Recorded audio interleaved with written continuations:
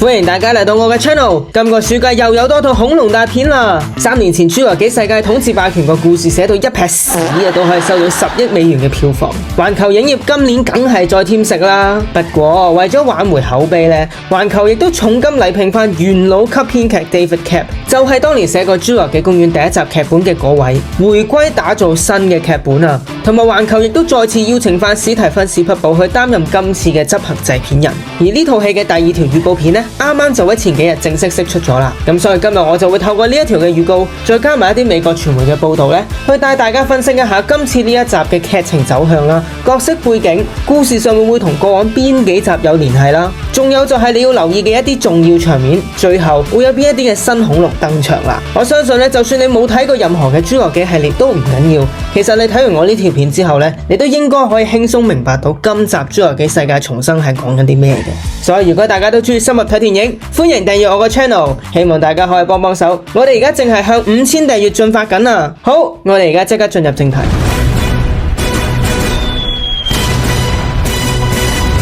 根據官方公布嘅故事大綱呢，呢一套戲就係發生喺侏羅紀世界統治霸權嘅5年之後。而家啲恐龍呢，已經冇辦法喺地球嘅生態系統入邊生存，所以大部分呢都絕咗種，剩翻唔死得嘅恐龍呢，就只能夠生活喺啲熱帶赤道地段度啦。因為只有嗰啲地方嘅氣候呢，先至會同佢哋原本生存嘅年代好接近。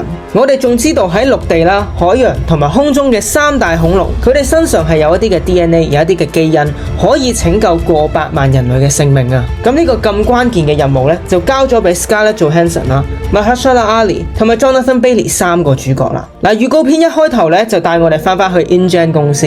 InGen 呢，就真係 International Genetics Technologies Incorporated， 而中文呢，一般就係翻譯做國際基因科技有限公司。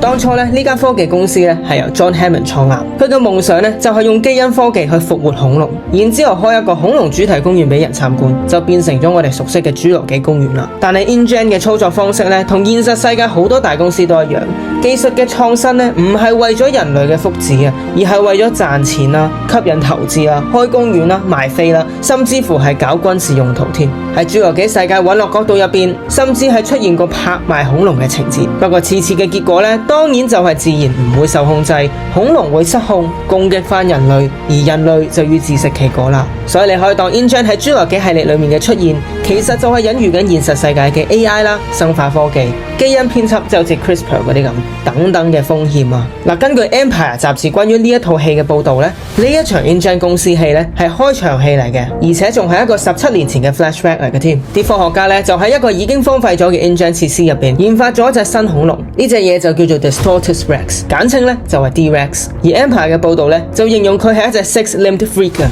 即係一隻6隻腳嘅畸形怪獸。喺上次嘅預告解釋入邊呢，我都有提過，導演 Gareth Edwards 有講過呢一隻怪獸嘅設計呢係參照異形嘅。裝住 D-Rex 嘅嗰間房嘅名牌上面係寫住 V2311。嗱，呢一個編號呢，好可能就係指緊隻怪獸嘅誕生日期啦，同埋版本。舉個例啦，就係2011年2月3號嘅 version 啦 ，V 即係 version 嘅縮寫版本啦。如果你問我呢，我就估計呢一場戲大致就係講述當初呢，其實係實驗失敗咗嘅，令到 InGen 嘅科學家呢想整翻4隻怪獸。你會見到之後佢哋都有放煙啦，放出嚟嘅煙應該就係攞嚟毒死佢嘅。不過呢啲基因恐龍好醒噶嘛，佢哋又會好似侏羅紀世界第一集入邊咁樣嚟一招扮死。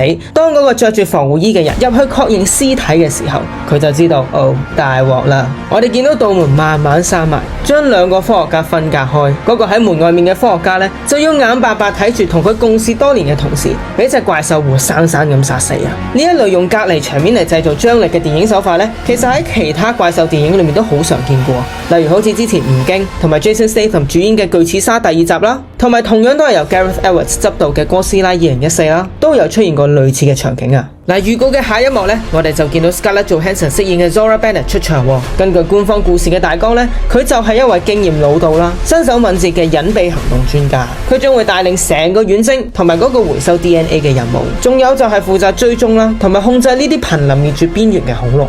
Zora 會同佢嘅老朋友 Duncan Kincaid 合作。Duncan 就係 Mahershala Ali 飾演嘅角色啦。根據2月嗰條預告片，我哋都知道 Duncan 依家係選擇咗斷絕同現代社會聯繫，佢隱居咗喺一個離群作居嘅地方。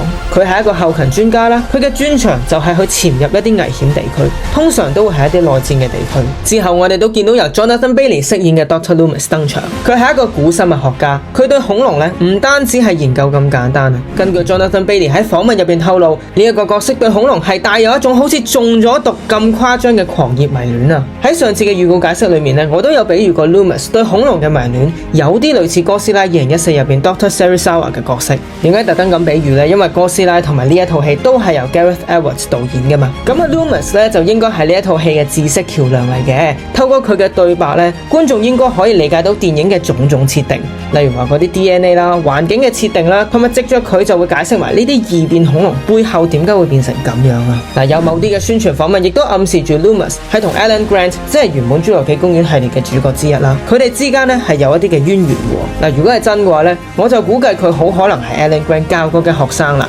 所以佢先會承繼咗 Grant 對恐龍嘅嗰種熱情。佢又或者係接手咗 Grant 一啲未完成嘅研究啦，甚至乎係持有佢留低嘅筆記同埋標本添。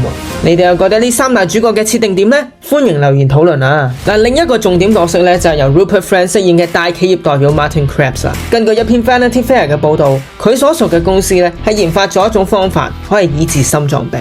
呢一個設定咧應該就係同頭先講過可以救翻好多條人命嘅恐龍 DNA 有關啦。嗱，我哋講多少少呢一種攞 DNA 嘅劇情主線啦。佢哋要揾齊陸地、海洋、空中三種最大嘅恐龍 DNA。我估計咧去到劇情中段，呢三大主角咧應該就會分道揚鑣，各自領兵去集齊呢三種 DNA， 就有啲類似狂野時速入邊咁樣啦。佢哋上次為咗集齊綠色波嘅兩半咧 Vin Diesel 就將成隊 crew 分拆成為小隊去完成任務啦。嗱，講到呢度咧，我就喺度諗，唔係啩？又係呢啲咁嘅所謂 collect items 嘅任務式劇情？前幾日同大家討論過嘅職業特工隊第7集咧，都係要集齊鎖匙嘅兩半。之前變形金剛狂獸崛起同埋超音速3又係咁樣，只不過今次唔係將 DNA 分做一半，而係1/3啫嘛。如果你覺得呢啲橋段係老土，今次呢套一樣都會係好老土噶。其實侏羅紀世界系列劇本差，係咪真係一個改變唔到嘅宿命嚟噶？不過我又覺得你請得元老級編劇 David Koepp 翻嚟，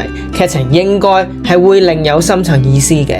嗱，同大家分析一下，收集恐龍嘅 DNA 就好似係想用大自然本身嘅力量咧，去修復翻因為人類科技失控帶嚟嘅破壞啊！呢個應該就係 David Koepp 想寫嘅反諷啦，因為人類用科技玩弄自然，喺17年前創造出失控嘅 D-Rex 怪獸，而家咧就反而要即係好似埃契弟咁樣，靠翻大自然本身嘅力量咧去拯救翻自己啦。所以戲名 Rebirth 重生，似乎唔係只係指緊人類物理上嘅生存啊，更加係指緊人類嘅一種心靈同埋價值觀嘅蛻變啦。喺經歷完科技玩弄自然嘅失敗之後咧，人類終於醒覺到唔能夠再繼續破壞，必須要尊重翻自然法則，尋求同大自然嘅和諧共存。你見到佢今次特登係要用翻恐龍嘅 DNA， 唔係其他 random 嘅 DNA 啊，恐龍嘅 DNA 啊，就係象徵住佢哋返璞歸真，回歸自然嘅力量，亦都似乎同時間係代表住人類同埋成個世界咧會徹底重生啦。當然你都可以話佢哋咁樣都只不過係夾硬將一啲老土嘅劇情拉到落去啲恐龍度嘅啫。咁所以我覺得有兩睇嘅。你哋又覺得今次 David Koepp 呢個劇本有冇機會可以挽回聲譽呢？歡迎喺留言區度大家一齊討論啦。跟住落嚟咧就會同大家介紹一下呢一套戲會出現嘅重點場景啦。第一場咧就係暴龍 T-Rex 喺河流上面嘅場景。編劇 David Koepp 就講到話，其實佢原本一早咧就想喺侏羅紀公園第一集入面拍嘅，不過嗰次拍唔到，今次就攞翻呢個橋段嚟用啦。呢一幕咧就係致敬緊小說同埋侏羅紀公園遊戲機嘅情節啦。呢段情節就講述 Alan Grant 同兩個細路仔想用橡皮艇咧係偷偷咁樣渡過呢個瀉湖嘅，唔好吵醒沉睡緊嘅暴龍。咁當然啦，最後梗係失敗咗啦。如果唔係邊有戲做啫？而今次 David Koepp 就將呢一段嘅劇情咧改編到去 Delgado 一家裏面。呢一個家庭咧係個遇上咗船難嘅家庭，老豆 Ruben 同埋佢嘅細路女 Teresa、Isabella 就好不幸咁樣捲入咗呢一場風波入邊。而另一場重點場景咧就係喺一個古廟入邊發生嘅。Vanity Fair 嘅文章入邊提到呢一個廟咧已經係被荒廢咗幾十萬年，而廟嘅設計咧亦都係致敬咗人間文明。呢一段戲就係 Dr. Loomis 揾其中一種 DNA 嘅重點場景，佢正係用住一支嘅 DNA 抽取針啦。而根據 Empire 嘅報道咧，呢一支嘢係可以當飛鏢咁樣射出嚟嘅。嗱，至於再詳細啲嘅場景分析咧，我喺2月嗰條預告解釋入邊咧係有逐格分析過呢一場嘅，呢一度我哋就唔再重複啦。喺個預告入邊咧，我哋都有見到一啲散件嘅場景，而入邊咧亦都有幾多嘅彩蛋咧，我覺得係好值得大家留意一下嘅。嗱，例如喺其中一個場景入邊咧，我哋見到有一個寫住1萬伏特嘅告示牌啦，一見到呢一個告示牌咧，就令到我即刻諗翻起第一集侏羅紀公園啦。跟住咧，我哋仲見到有架直升機係墜毀咗喺樹上面，而直升機裏面咧亦都有條死屍嘅。部機咧好明顯就墜落咗好耐嘅，因為條屍都已經腐爛晒啦。呢個場景咧，我哋見到 Krabs 係拎住支酒，佢個樣好嚴肅，同埋好崩潰添啊！即係可能佢覺得自己俾人水咗上呢個咁危險嘅島上面啦，又或者嗰刻佢終於，即係好似我哋頭先分析劇情嗰次話齋，意識到作為大企業嘅一份子咧，佢哋過往為咗利益咧累死過好多人啊！嗱，最後嘅重點場景咧就係預告嘅最後一幕，劇情就講到佢哋遇上咗蒼龍 Mosasaurus 喺大海入邊發動攻擊。嗱，第一條預告入邊咧，我哋仲見到由侏羅紀公園第3集回歸嘅激龍 Spinosaurus 出現喺呢個場景入邊嘅，不過喺今次嘅預告裏面咧，佢就冇再出現到咯。嗱，其實除咗鼎鼎大名嘅暴龍 T-Rex 同頭先提過超級變態嘅 D-Rex 會出現喺呢一套戲入邊之外咧，我哋喺套戲入邊咧仲會見到有好多唔同嘅恐龍嘅。而家就同大家介紹一下啦。首先就有一隻被稱為 Mutodon 嘅異變恐龍，根據 Empire 嘅報道咧，佢係翼龍同埋速龍嘅混血兒啊。上次預告解釋入邊咧，我就以為呢一隻係一隻雙頭龍，但喺今次預告嘅結尾入邊咧，我哋有一啲新畫面，見到佢淨係得一個頭嘅啫，所以一係冷凍倉入邊係收埋咗兩隻一模一樣樣嘅 Mutodon 重疊咗，所以令到大家都以為佢係一隻雙頭龍。一係咧就係 Mutodon 有好多個唔同嘅實驗版本嘅，雙頭龍咧只係實驗失敗嘅製成品，所以佢先唔會放出嚟，要用冷凍倉去雪起佢啦。仲有喺同一篇 Empire 文章入邊，我哋仲見到有一隻恐龍嘅身體部分咧係冇咁忽嘅，可能佢有俾其他恐龍襲擊過。而呢隻恐龍嘅名咧就係富節龍 Parasaurolophus。我哋亦都見到有泰坦巨龍 Titanosaurus 嘅出現啦。順帶一提，喺 NBA 總決賽嘅宣傳片入邊，我哋都有見到泰坦巨龍係客串咗 SGA 嘅廣告啊。By the way， 寫緊稿嘅呢一刻佢已經做咗 MVP 啦。除咗呢幾種嘅恐龍之外咧，喺古廟嘅場景入邊，我哋都見到一隻風神翼龍 Quetzalcoatlus 嘅出現。仲有就係同 Isabella Delgado 做咗好朋友嘅 Aqualops。而喺 LEGO 嘅玩具系列裏面咧，我哋都知道 Isabella 係幫佢改咗個名叫做 Dolores。最後我要介紹嘅恐龍，即係當然唔少得之前提過嘅蒼龍 Mosasaurus 同埋激龍 Spinosaurus 啦。嗱，以上咧就係你哋喺睇《侏羅紀世界重生》之前要知道嘅所有嘢啦。你哋又覺得呢一套電影會唔會好似以前嗰幾套咁收得呢？歡迎留言話俾我知啊！另外咧，亦都想多謝翻大家咁支持我上次 Mission Impossible 第7集嘅逐幕分析片啊！我嘅 Mission Impossible 第8集解釋咧，已經係進入咗製作階段噶啦，所以歡迎大家一定要支持下我啊！如果你想睇我學術分析電影嘅話，你就可以撳去左邊呢個 playlist。如果你都想睇我一口氣同大家一齊睇唔同嘅劇集嘅話咧，咁你就可以撳去右邊呢個啦。就係咁。我哋下次再見啦，拜拜。